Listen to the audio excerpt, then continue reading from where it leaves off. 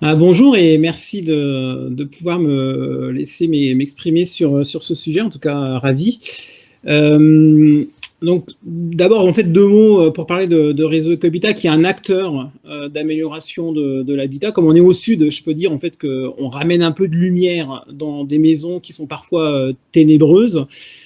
Puisqu'en fait on touche essentiellement des ménages très précaires, et quand on dit très précaires, Adrien l'a dit tout à l'heure, ce sont des gens qui sont sous le seuil de pauvreté, donc qui vivent avec moins de 10 euros par jour et par personne, et qui occupent en général des logements qu'on dit très dégradés, pour pas dire insalubres. Donc on accompagne ces ménages, et comme l'a dit Florence, en fait, qui sont des invisibles, parce que quand on a moins de 10 euros par jour et par personne et qu'on a un logement en fait très dégradé, insalubre, on n'ose pas imaginer qu'en France, c'est possible d'aller chercher 75 000 euros pour faire des travaux de rénovation énergétique. Donc on est, nous, j'allais dire en fait très modestement, donc issu d'ailleurs d'une expérimentation avec le Soco catholique, qui est de se dire il faut mettre un peu plus de moyens sur des gens qui sont invisibles et pour lesquels en fait il faut apporter une réponse globale à la rénovation du logement qui va pouvoir en fait permettre à des gens de se réinsérer. Donc on a expérimenté en fait un peu des choses en fait sur la région Hauts-de-France. Et en fait, on s'est rendu compte que, en fait, des solutions, tout le monde en a un petit bout. En fait, il en existe plein en France. Et si on prend déjà en fait les trois acteurs, Compagnons Bâtisseurs, Dorémy, Réseau Ecohabitat, l'un qui est plus spécialisé sur la question du social ou du très social, les Compagnons Bâtisseurs qui ont une vraie compétence sur l'auto-réhabilitation accompagnée, donc ont une capacité à embarquer les gens dans la pédagogie. Et puis en fait, Dorémy qui a une vraie compétence sur la rénovation globale et performante, en amenant en fait le must, j'allais dire, des travaux chez des gens en grande précarité. Donc des bouts de réponse, il en existe. Et ce que vient finalement en fait apporter Stop, donc d'abord c'est les conditions d'un changement d'échelle et une accélération en fait d'une réponse autour des ensembliers solidaires. Ensembliers, on aurait pu dire d'ailleurs assembliers solidaires, puisqu'en fait on vient agréger des bouts de solutions qui sont portés soit par des acteurs caritatifs, le Secours catholique notamment, ATD Quart-Monde et d'autres, la Croix-Rouge,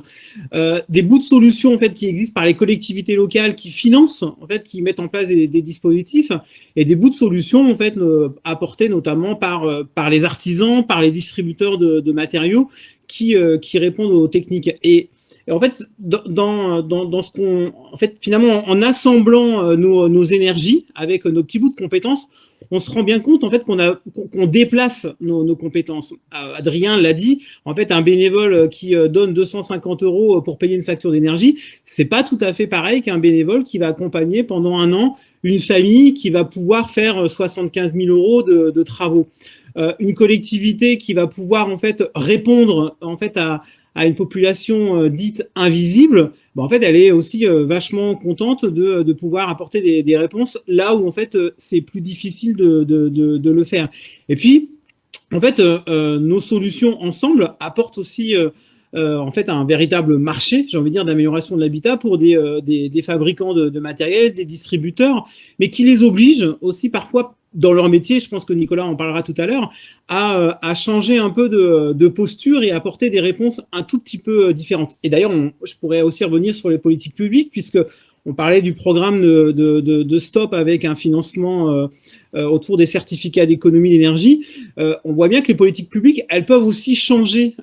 leur manière de fonctionner et d'amener des réponses en fonction en fait d'opérer de l'ensemble des acteurs. Donc il y a dans Stop autour, on pourrait se poser la question, 60 organisations avec des gens du caritatif, des entreprises et des opérateurs. C'est quand même un gros mélange en fait d'acteurs, mais c'est en additionnant en fait aussi nos compétences que en fait on s'oblige à avoir des réponses beaucoup plus impactantes en fait sur nos territoires auprès des personnes en difficulté, et d'avoir en fait un changement d'approche pour aller chercher ceux qui en ont le plus besoin, parce que en fait je suis aussi assez convaincu que si on amène une réponse chez des publics qui n'imaginent pas que c'est possible de faire des travaux aujourd'hui, si on s'attaque au plus compliqué, alors ça devient évident que monsieur et madame tout le monde en fait, pourront accéder à des dispositifs d'amélioration de l'habitat, à des entreprises aussi sérieuses et compétentes. Il n'y a pas que des margoulins sur le marché pour pouvoir en fait s'embarquer dans une transition écologique juste. Voilà. Merci.